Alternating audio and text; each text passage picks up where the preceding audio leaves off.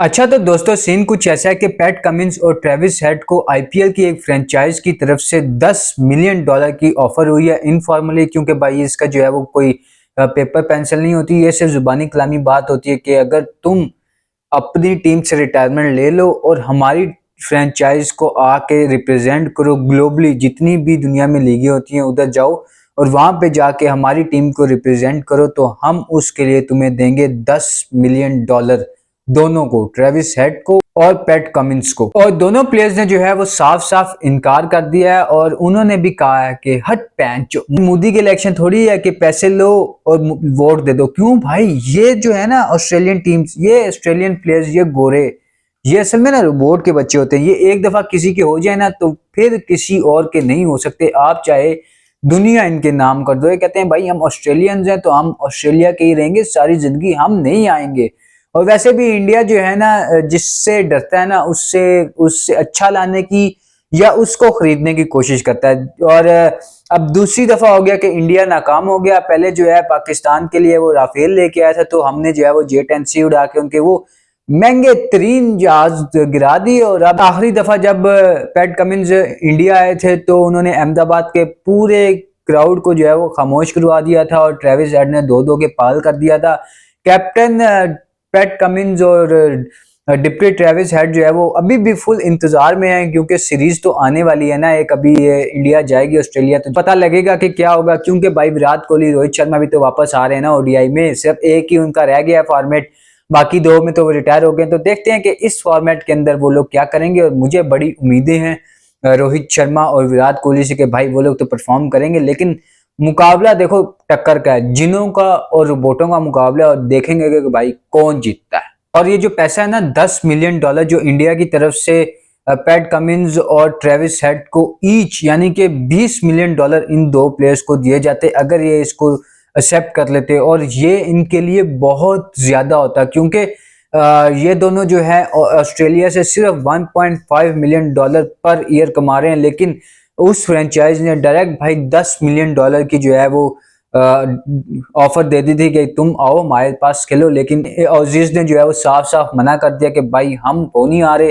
हालांकि 7.5 गुना रकम जो है वो ज्यादा की ऑफर की थी इंडिया की जो फ्रेंचाइज थी। और मेरे ख्याल में वही सनराइजर्स हैदराबाद ही होगी जिन्होंने ऑफर दी होगी, क्योंकि यही वो टीम है जिसकी तरफ से ये दोनों प्लेयर्स पिछले 2-3 सीजन से तो खेल ही रहे हैं और काफी खूब कमाल किस्म का खेल रहे हैं। 2-2 के पाल कर रहे हैं, एक बॉलिंग के अंदर आके परफॉर्म कर जाता है तो दूसरा बैटिंग के अंदर आके परफॉर्म कर जाता है। तो इसीलिए मुझे तो लग रहा है ना वो सनराइजर्स हैदराबाद या जिन्होंने ये ऑफर फेंकी होगी, और पैट कमिंस और ट्रेविस हेड ने इस ऑफर को जो है वो लात मार दी। क्योंकि Aussies always fight for their pride, dignity and respect. उनके लिए पैसा मैटर नहीं करता, उनके लिए मैटर करती है तो उनकी इज्जत, कि भाई पैसा मिले ना मिले इज्जत पूरी मिलनी चाहिए। और उसके ऊपर वो अभी भी खड़े हुए हैं। वो जो एक होता है ना अंदर का एक प्लेयर, उन्होंने उसको पैसे के आगे बिकने नहीं दिया भाई, कि भाई पैसा मैटर नहीं करता, हमारे अंदर का जो प्लेयर है ना, हम जिस कंट्री को रिप्रेजेंट करते हैं हम उसी को करते रहेंगे।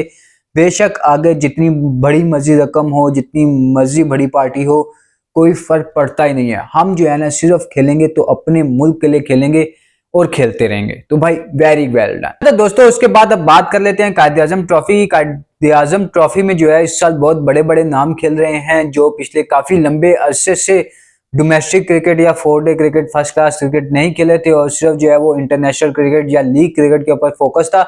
लेकिन फाइनली अब वो भी जो है इसके अंदर वापस आना शुरू हो गए हैं और काफी बड़े बड़े नाम हैं, जिसके अंदर हमारे पास साइम अयूब आते हैं। साइम अयूब ने अपने पहले मैच के अंदर, पहली इनिंग के अंदर 63 रन की इनिंग खेली है। उसके बाद मीर हमजा है। मीर हमजा हर साल डोमेस्टिक खेलते हैं, हर साल उसके अंदर अच्छा परफॉर्म करते हैं, लेकिन मीर हमजा के साथ हमेशा हर बार होती है भाई ज्यादती। उसको एक सीरीज खिलाते हैं उसके बाद ड्रॉप कर देते हैं। हालांकि उस सीरीज के अंदर उसने परफॉर्म किया भी होता है, लेकिन उसके बाद फिर वो जो है वो टीम से ड्रॉप हो जाते हैं। उसके बाद हुसैन तलत हर साल जो है वो डोमेस्टिक क्रिकेट खेलते हैं। सलमान अली आगा जो है वो भी आ गए हैं वापस, उन्होंने जो है 28 नॉट आउट किए हुए हैं। लेकिन मुझे समझ नहीं आ रही कि सलमान अली आगा और रिजवान खेल क्यों रहे हैं भाई। वो जो अभी टेस्ट होने वाला है वो गया तेल लेने। विकेट का तो समझ में आता है कि भाई पाकिस्तानी विकेट है, ऊपर से आकिब जावेद जो है वो चीफ सिलेक्टर है और आकिब जावेद का सिर्फ एक ही इरादा है कि भाई विकेट को ड्राई करो, रफ विकेट बना दो और उसके बाद जो है स्पिनर लगा दो। जितने भी ये गोरे चिट्टे आते हैं हमारे पास ये पकड़े जाएंगे। और ऐसा हम लोगों ने इंग्लैंड के खिलाफ करके भी दिखाया, तो उसके बारे में हम अपनी प्लेइंग इलेवन बताएंगे। लेकिन फिर ये समझ नहीं ना आ रही कि रिजवान और सलमान अली आगा कर क्या रहे हैं भाई। क्यों जाके खेलो ना, वहां पे कैंप में जाओ, वहां उनके साथ रहो, थोड़ा माहौल अच्छा होगा। उससे पहले तुम एक फर्स्ट क्लास मैच खेलने चले गए, क्यों चले गए भाई, क्यों समझ नहीं आई। यानी कि आपका इतनी जरूरी जो है वर्ल्ड टेस्ट चैंपियनशिप का एक नया सर्कल शुरू हो गया, आपका पहला मैच होने वाला है और आप जो है उससे पहले एक आपने ये मैच खेलना जरूरी समझा कि भाई ये वाला स्टार्ट भी होना चाहिए एक अच्छा। क्यों यार, तो आमिर जमाल को जाहिर बात है वो रिलीज कर दिया, आमिर जमाल और फैसल अकरम को, तो ये अब आ गए फर्स्ट क्लास मैचेस खेलने और ये लोग खेल रहे हैं। उसके बाद नसीम शाह ने आज बड़ी अच्छी परफॉर्मेंस दी है। नसीम शाह ने कोई 5 आउट किए हैं भाई 15 ओवरों के अंदर और कोई 50 एक रन दिए हैं, उसके अंदर 3 एक मेडन ओवर भी थे, तो भाई काफी अच्छा। लेकिन पेट का मामला है बाबू भैया, पेट का मामला, फिटनेस पे काम करना पड़ेगा, पेट को अंदर करना पड़ेगा। वापस वही नसीम शाह चाहिए वो जो 2020 21 22 में था ना, वो वाला नसीम शाह चाहिए कि भाई आओ आओ जिसके अंदर हिम्मत है ना, आओ खेल के दिखाओ हमें, वो वाला नसीम शाह चाहिए, मजा तब आएगा।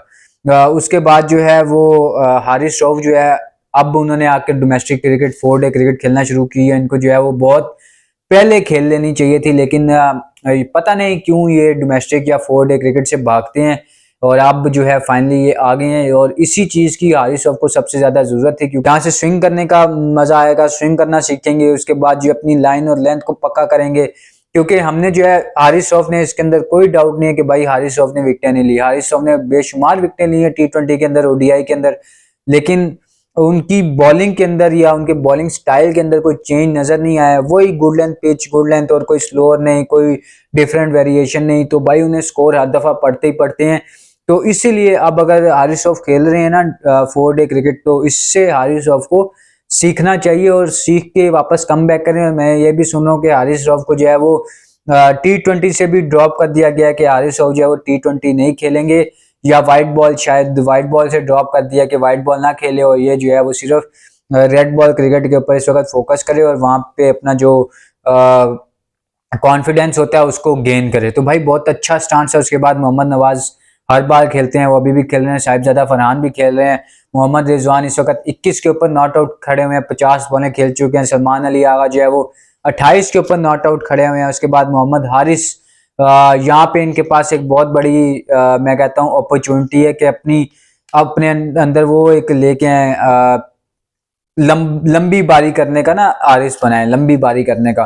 ठीक है वो शॉटें मारते हैं और वो हिटिंग की तरफ जाते हैं, लेकिन हिटिंग करें तो क्वाली, स्लॉगिंग नहीं करनी, पिंच हिटिंग करनी है जैसे गोरे करते हैं। मिचेल मार्श हो गया, आपने मिचेल मार्श को भी रिसेंटली देखा होगा कि भाई वो कितनी खूबसूरत हिटिंग करता है। उसने भी, मिचेल मार्श ने जो है वो न्यूजीलैंड वालों को धोया है।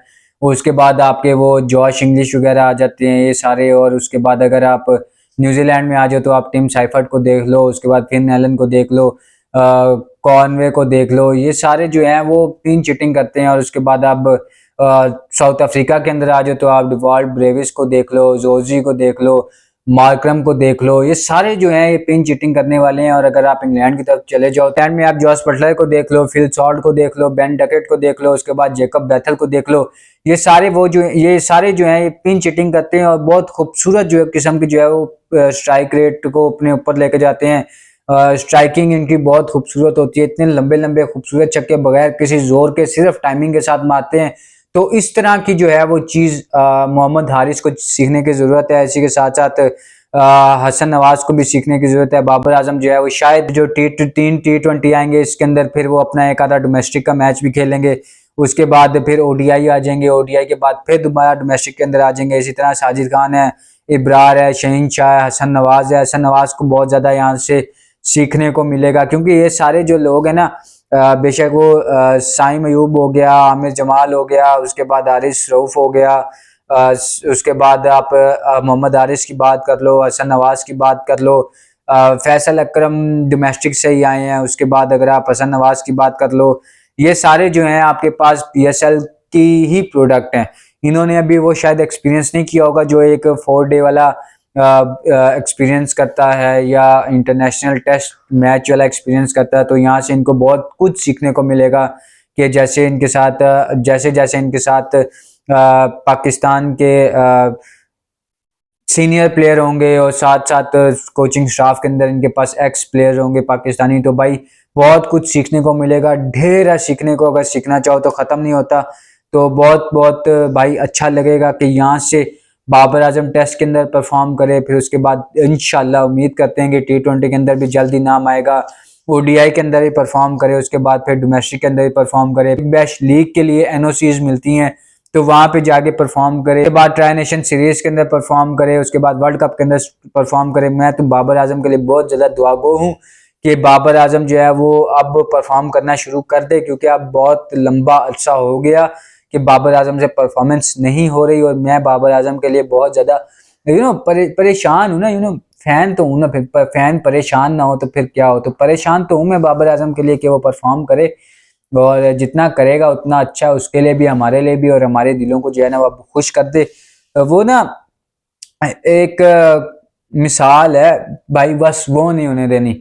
यानी कि एक पहले बंदा होता है वो बहुत अमीर होता है, उसको लॉस हो जाता है, वो थोड़ा गरीब होता है, फिर थोड़े ऐसे बाद फिर वो इन्वेस्ट करता है, फिर वो थोड़ा और गरीब होता है, फिर और गरीब होता है, फिर और गरीब होता है, फिर उससे कोई आगे पूछता है भाई अब क्या हो गया, तो वो कहते हैं भाई अब हम यूज टू हो गए हैं। तो यूज टू नहीं होने देना प्लीज हमें। हाँ, हम थोड़े से तुमसे थोड़े से नाराज हैं तुम्हारी परफॉर्मेंस को लेके, लेकिन हम तुमसे ना उम्मीद नहीं है, हमें पता है तुम किस कैलिबर के प्लेयर हो, और तुम जो हो वो बहुत लंबे लंबे स्कोर करने की काबिलियत रखते हो। ये दफा करो ऐसे जर्नलिस्ट को जो तुम्हारे ऊपर क्रिटिसिज्म करते हैं, और ऐसे 2 नंबर जाली प्लेयर हमारे सरों पे लाके मुसल्लत कर दिए। हम लोगों ने एशिया कप के अंदर देख लिया कि जितनी कैपेबिलिटी है हमारे यंगस्टर्स के अंदर ना, हमने देख लिया, बस हमारा हो गया, उतने में ही हो गया हमारा। तो वापस आओ, परफॉर्म करो, परफॉर्म करके वापस आओ, दलेरी के साथ आओ, कॉन्फिडेंस लेके आओ अपना वापस। हमें वो पुराना 2021 तक वाला जो बाबर आजम था ना वो वाला चाहिए, जो भाई किसी भी वक्त कहीं पे भी शॉट मार सकता था, जिसकी शॉट के अंदर प्योर क्लास टाइमिंग होती थी, एलिगेंस होता था, भाई मजा आता था बाबर आजम को देख के। तो वो वाला बाबर आजम जो है ना दोबारा चाहिए। लेकिन अगर सही पूछो ना तो वो जो एचएस वाला बाबर आजम था ना, उसकी क्लास ही होती, यकीन मानो जितना खूबसूरत वो एचएस वाला बाबर आजम था ना, कोई भी नहीं हुआ उसके बाद बाबर आजम नहीं हुआ। वो जो एचएस वाला था ना वो एक अखीर बला थी, यानी वो डेल स्टेन को मार रहा है, वो किसी को भी नहीं छोड़ रहा, उसके आगे जो आ रहा है उसको मार रहा है, बेशक वो फिर मिचेल स्टार्क हो, टिम साउथी हो, मार्क हेनरी हो, बुमराह हो, उसके बाद मोहम्मद शामी हो, कोई भी हो, कोई भी, उसके बाद बेशक वो फिर इंग्लैंड वाले आ जाएं, क्रिस वोक आ जाए, वुड आ जाए, तो भाई वो नहीं देखता था, वो एचएस वाला जो बाबर आजम था ना वो पेलता था। तो वो वाला बाबर आजम चाहिए अब वापस, प्लीज बाबर प्लीज।